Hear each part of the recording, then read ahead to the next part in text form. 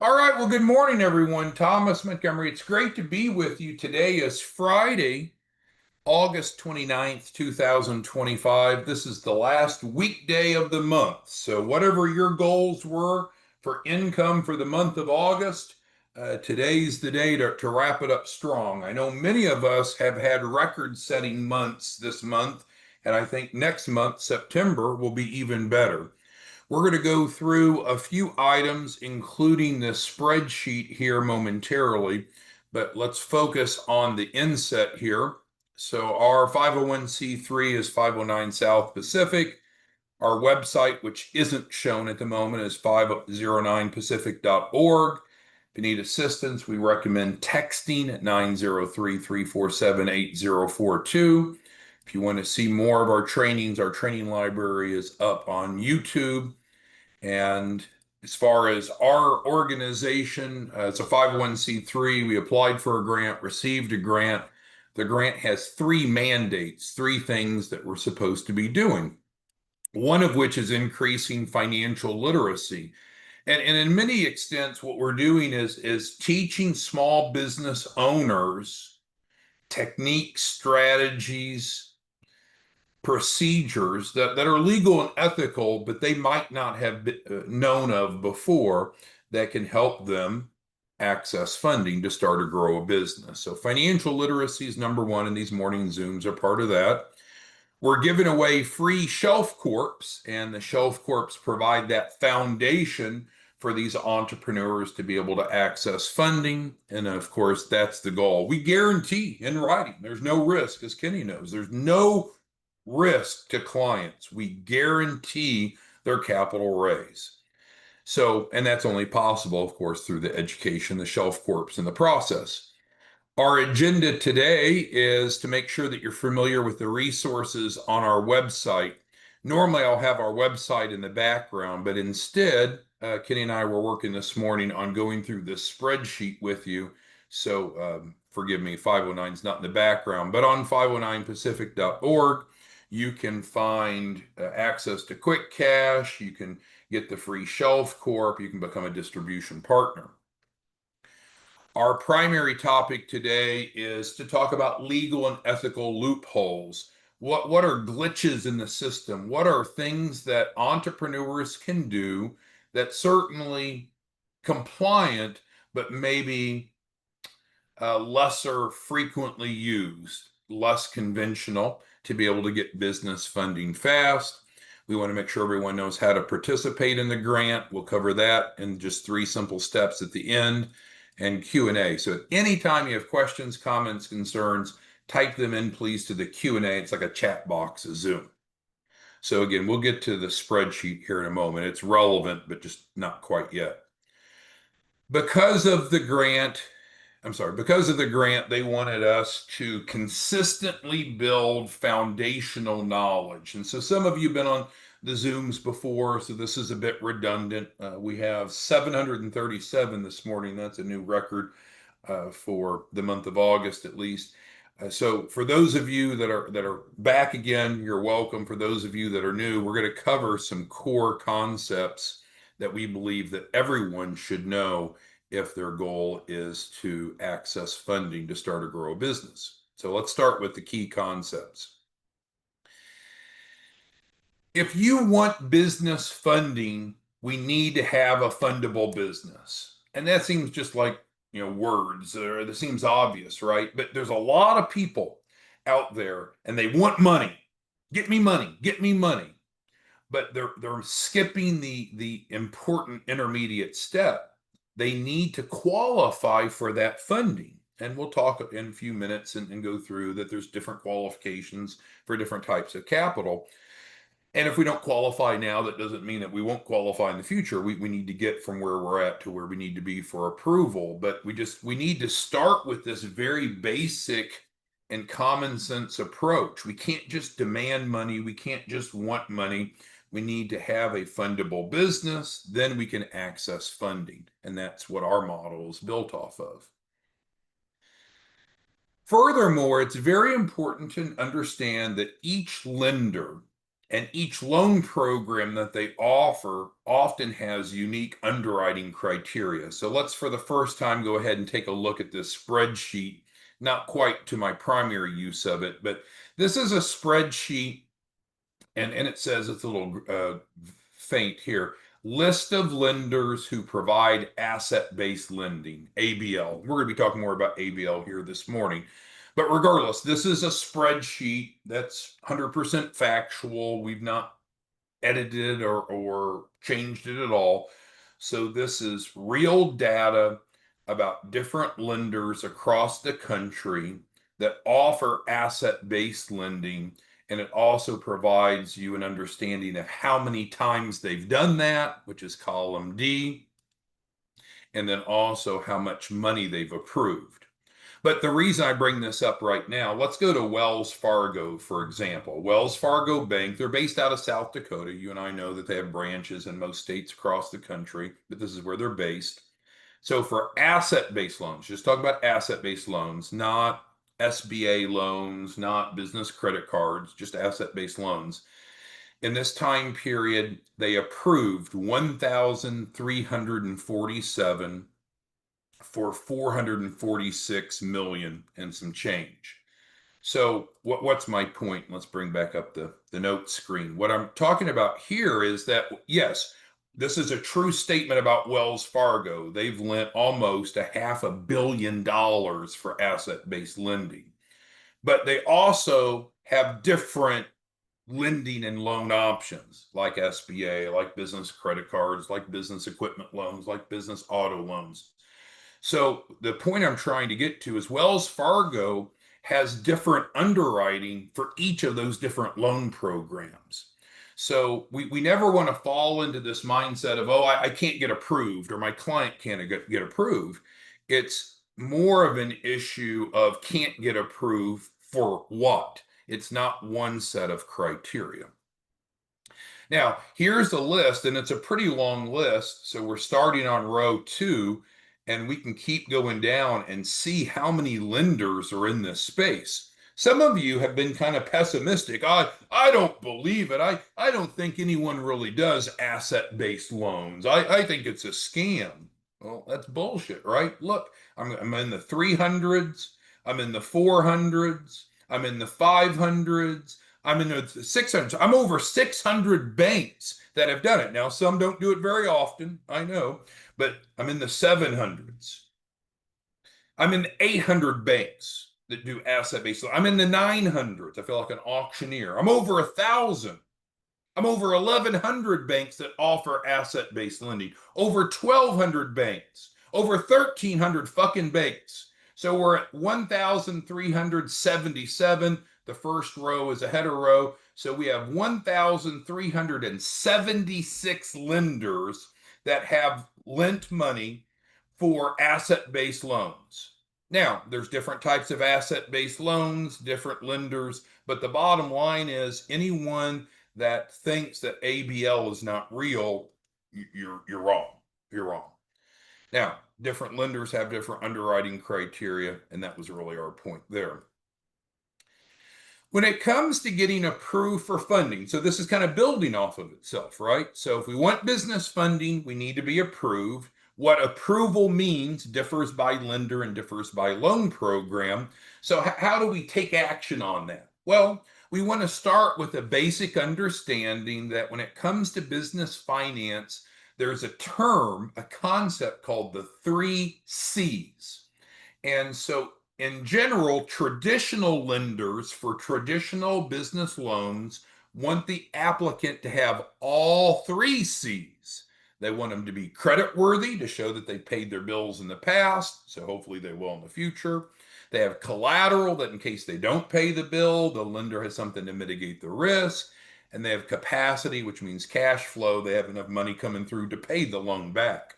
So traditional loans want all 3 C's.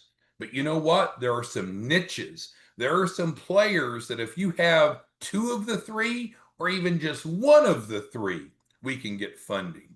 And that's a powerful concept to understand.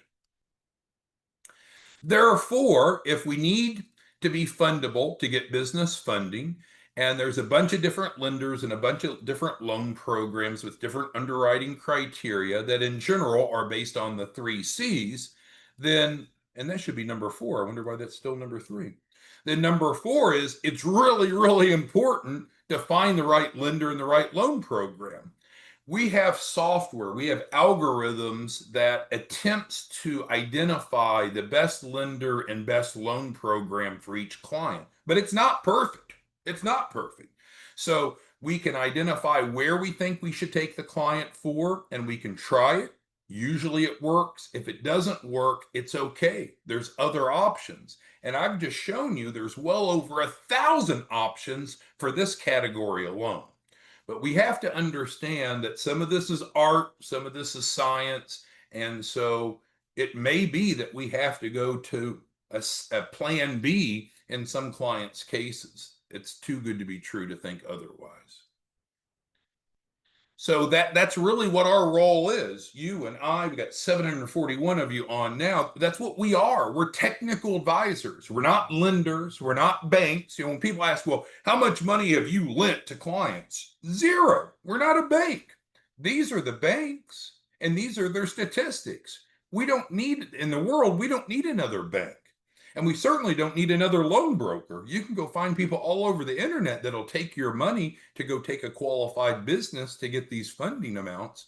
What you and I do is we're like auto mechanics. We fix broken cars. As technical advisors, we fix broken businesses and business owners to help them legally and ethically get approved. That's what's needed in the marketplace. That's what you and I do.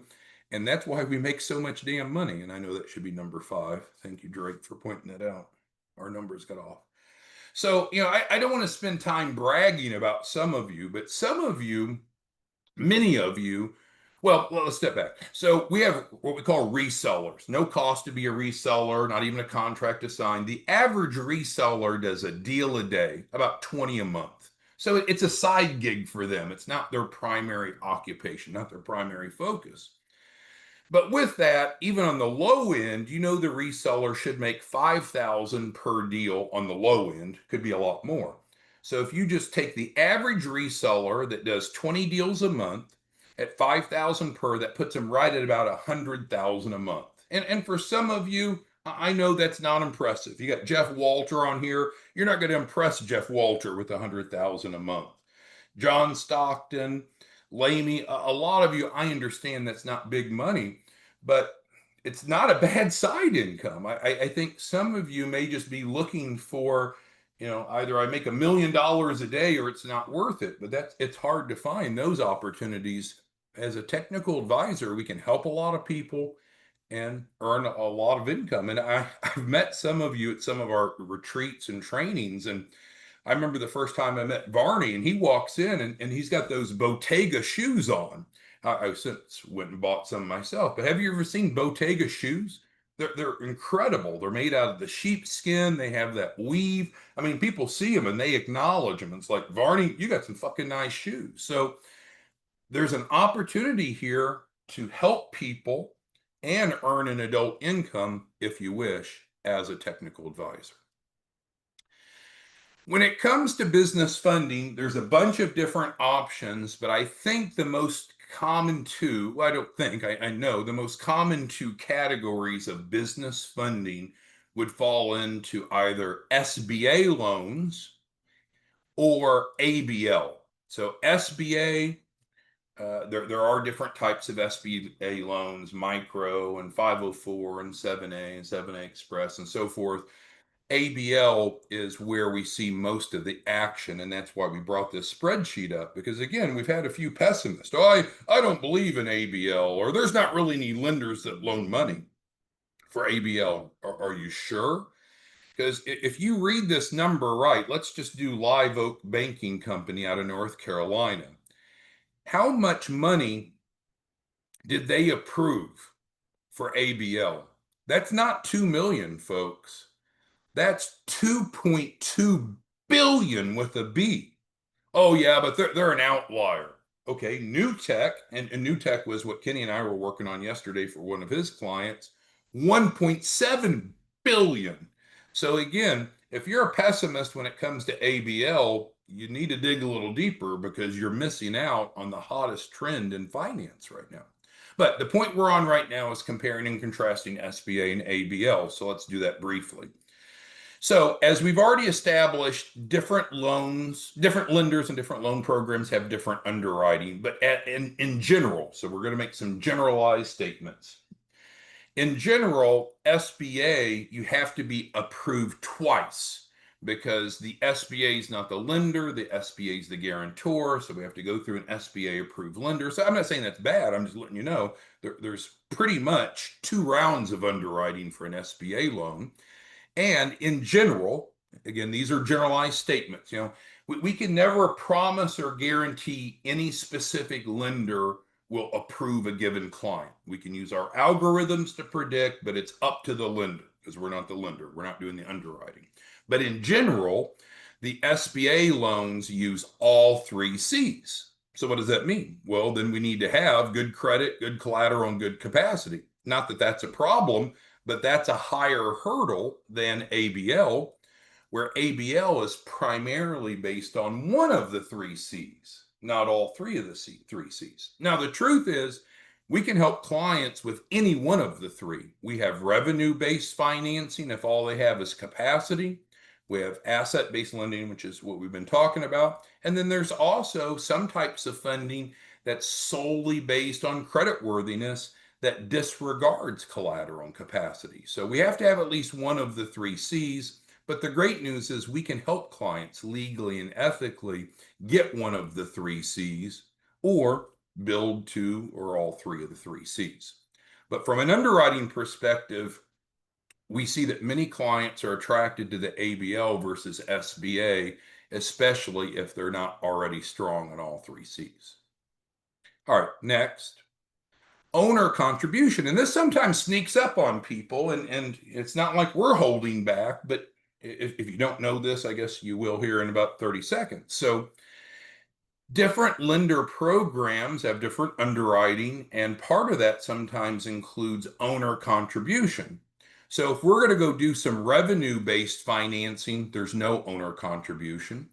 If we're going to get credit-based financing, there's no owner contribution.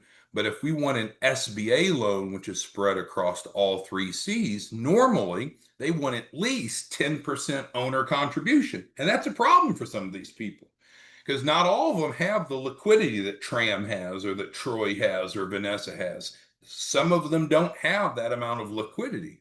So what do? We either need to first work with them to get that owner contribution, which is fine. So we add an intermediate step, not a problem if that's what they want to do, or we pivot away from a loan source that requires it, such as ABL, which there is no owner contribution requirement. Make sense? All right, next. Restricted uses. So how the money can be used can vary by lender and loan program. So with the SBA, and again, I used to work for the SBA, all 3 of us, Mark, Chuck, and I, we all used to work at the SBA. So we're not anti-SBA. We lived it, we breathed it. It was our employer. It's what paid our bills. Not much pay, but it's what paid our bills. So with the SBA, there are restrictions on how the money can be used. I know that Russell is looking at doing like an adult entertainment venue. Well, that's something that the SBA typically won't fund. But there are other types of funding that don't have restrictions, and ABL is one of those. So it just gives more flexibility. Loan sizes is another very important difference between SBA and ABL. SBA can start very, very small. There are some micro lenders that'll go down to $5,000 or $10,000. I mean, it's a lot of work for not much money, but it can literally start that small, and then typically they tap out around 5 million. In general, the more you want to borrow, the more aggressive the underwriting is. The stronger the 3 C's they care, the more money you want to borrow. It kind of makes sense. We have a loophole or an outlier with ABL. Now, ABL starts at 1 million and goes up, so it doesn't do the smaller amounts, but it frankly has simplified underwriting that I would argue is easier to qualify for than even SBA. Payback assistance is something that's very interesting and I think only available through our nonprofit and our grant. If I'm wrong, you can let me know, but I believe we have exclusivity for this criteria. So if you go borrow money and get an SBA, or your client goes and borrows money and gets an SBA loan, they're going to be expected to pay it back, which is kind of what you'd expect. That's the default. Through our ABL program, we have a unique model where we'll actually pay for the monthly loan payments for the client for the first 2 to 3 years. And again, for those of you like Rod and Regina, those of you that have lots of money, that's not a concern. But for people that are on a tighter budget, to not have to worry about debt repayment because of the design of our model is very valuable. So that I guess you hear me say over and over, a lot of you are one percenters, right? You make a lot of money, you've got great credit. Your life is different than the average person. And so what I'm trying to persuade or encourage each of you to do is stop looking at everything through your country club glasses, because not everyone drives the cars that you drive and the suits that you wear and Varney's Bottega shoes. So if we look at what the average person needs, helping them with payback assistance, loan payback with assistance for the first 2 to 3 years is kind of a big deal for the average person. Oops, lost my notes. All right, so with that, we need to cover the process, and that was agenda item number 3. 3-step process. We'd go to our website, 509 Pacific. Normally I'd have that pulled up, but I wanted to show you this spreadsheet. So go to 509pacific.org, and that's where you'll get your free shelf corp, or you can go to one of our resellers or branch offices, and they can help you. But we need to start with that shelf corp. That's number 2 of what we do through the grant. We want to have a nice, clean entity to do the capital raise off of, regardless if it's SBA or ABL or something else. We want to start with a nice, clean entity, doesn't have any hair on it, doesn't have any problems. So that's where we start. That's number 1. Takes us about 7 days, and we try to do it faster, and often we do. Sometimes it takes 8 days, but in about a week, we can then get the shelf corp deliverables to the client. So now they have the foundation to build off of, and then that's where the rubber hits the road. Number 3 is really where the action is. So then what we're going to do is then, of course, identify the right type of funding. Now, specifically how we do that, we have a form that we help them fill out, and it's called the intake form, but essentially what it does is it clarifies how much funding are they looking for and what are they going to use the money for, the uses of funds. And I know a number of you have ran into this, like Brian, who's on this morning. You'll have a lot of clients, they really don't know. They just want some money. Well, that's fine, but we've got to help them shape that into something that's fundable. We need to be able to go to the lender, especially if the lender wants uses of funds. ABL doesn't require uses of funds, by the way, but like SBA and normal lenders, they're going to want to know from the borrower, from the client, how much money do you want and what are you going to use it for, so they can decide if that's permissible or not. So we do that. We build the loan package, and this is a term that's very, very common in the industry, but for those of you that have not been in the industry, maybe it sounds foreign. The loan package is the paperwork that's, of course, developed legally and ethically to substantiate the loan. It's the support documentation that needs to be submitted in to get approval. So we'll be working on that there on number 3. And then, so we'll get the loan package in order, get to help them apply and get them funded. I mean, that's the goal. So it's broken down simply here in a 3-step process, which was agenda item number 3. So that puts us to number 4.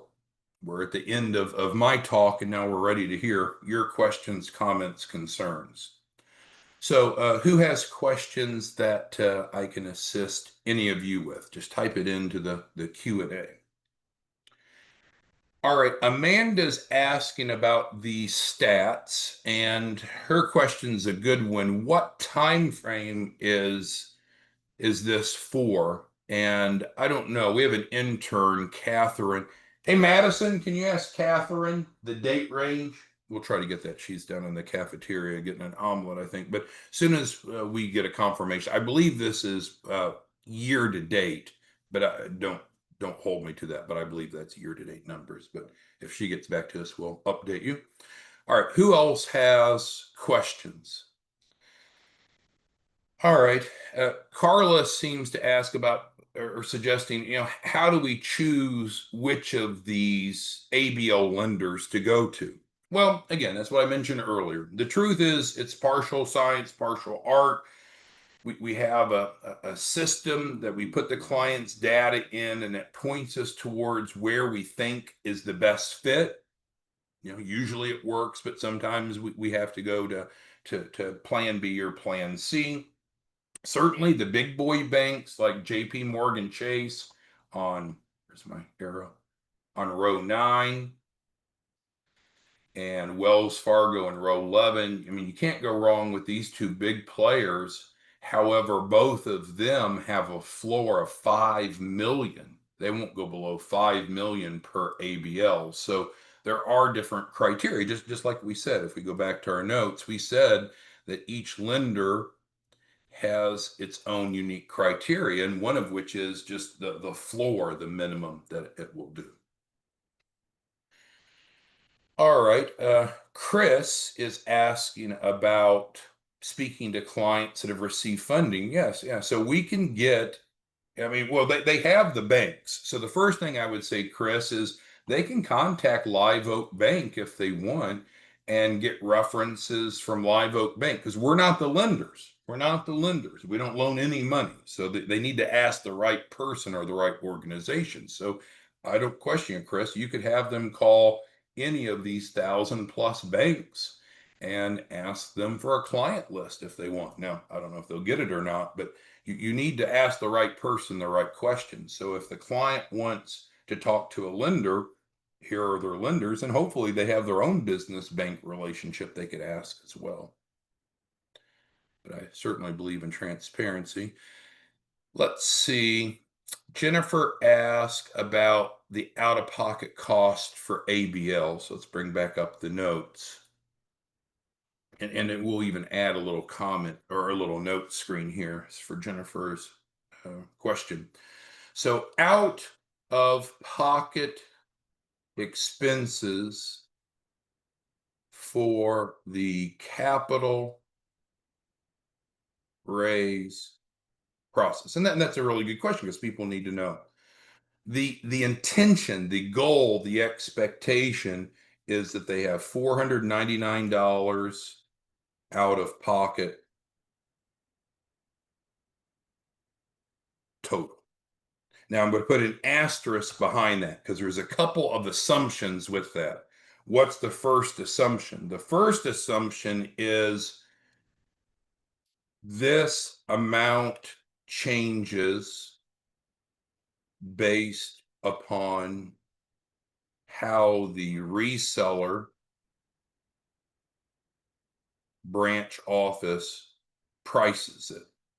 So we give away the shelf quote for free. There is a processing fee. Each of you determine what the processing fee is.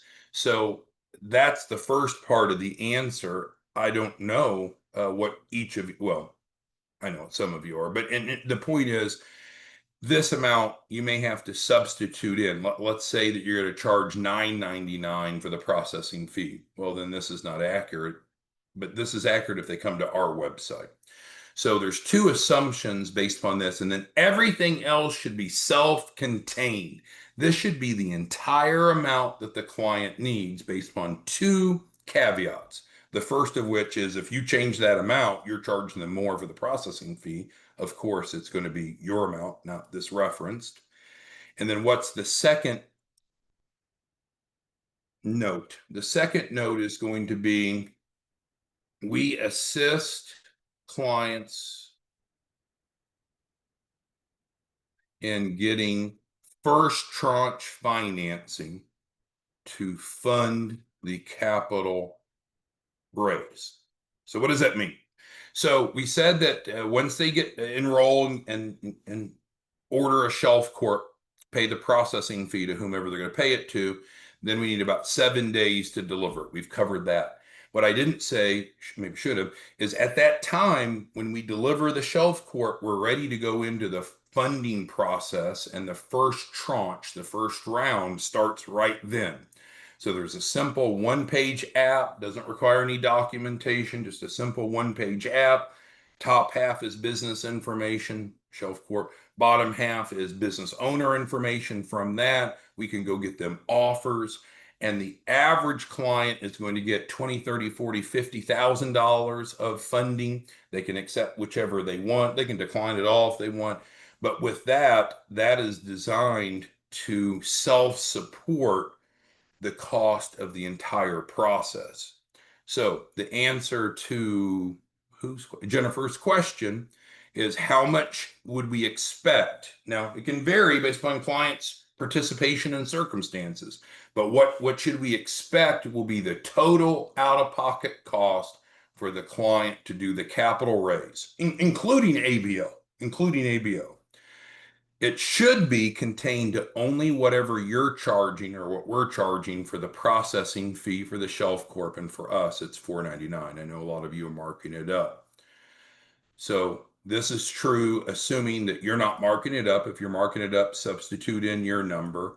And then secondly, this is assuming that the client participates and they're a normal client, so they get their shelf corp, they fill out the app, we get them funding offers, and they accept the offers, so that way they have working capital. So that's the way it's designed. Could there be variances? Could there be differences? Sure.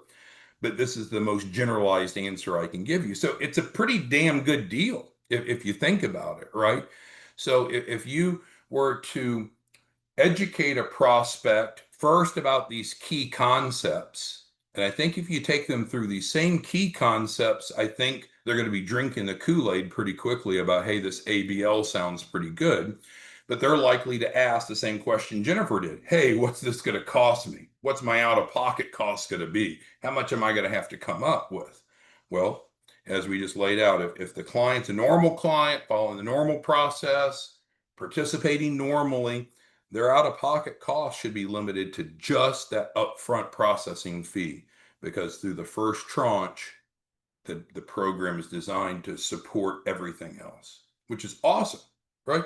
So if you can say, hey, I can show you a roadmap to go get $1 million for your business legally and ethically, and your only out-of-pocket would be $500 or whatever you're going to charge, that's a pretty damn strong proposition.